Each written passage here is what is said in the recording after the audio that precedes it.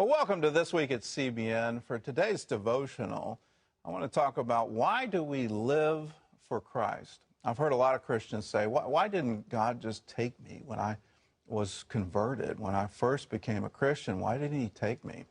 And usually they're saying that after a personal failing, where they feel they've disappointed God or they've disappointed themselves, and they've fallen back into old patterns of sin. And they're discouraged, and they're wondering, well, why didn't he just take me to heaven at the point in time that I believed so I wouldn't have to live through this? Great Indian Christian, Sadhu Sundar Singh, said it best. He said, it's very easy to die for God, and it's very difficult to live for him. That's because we live in a fallen world, and there are all kinds of temptations all around us, and to keep focused on Jesus and to keep focused on doing the work of the Lord sometimes gets very difficult for us, and we get discouraged. But I want to encourage you today. Here's some wonderful verses for you. Here's from Romans 14, verse 8. For if we live to the Lord, and if we die to the Lord. And that's to give us comfort and encouragement that as we live, make sure we're living to him and living for him because that's what he wants us to do, and that's why we're still here. He wants us to go about doing good just as he did.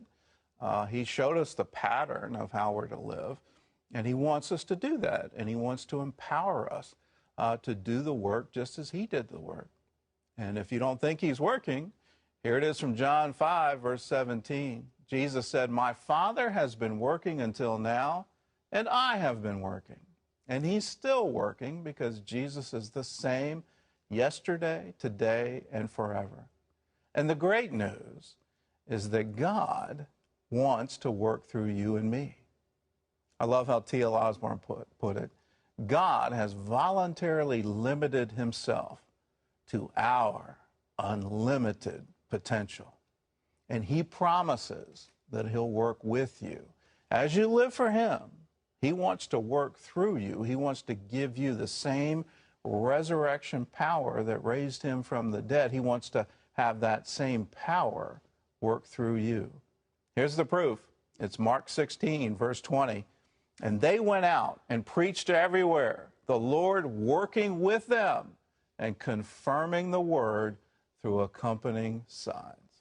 Well, may God bless you and realize that as you live for him, he wants to work through you, and he will always confirm his word. God bless.